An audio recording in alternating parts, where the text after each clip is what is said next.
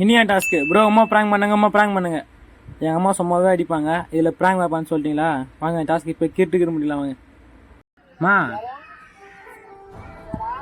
எங்கேரா? நான் துபாய் வேலைக்கு போகிறேன். சினிமாவுக்கு கூப்பிட்டுக்கிறாங்க, ஷூட்டிங் எடுக்கணும். கூப்பிட்டுக்கிறாங்க, நீயே கிளம்பணும். ஆ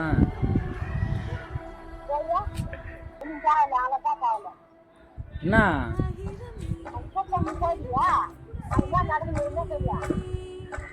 1,00,000 தரலாம் சம்பளம் ஒரு மாதத்துக்கு.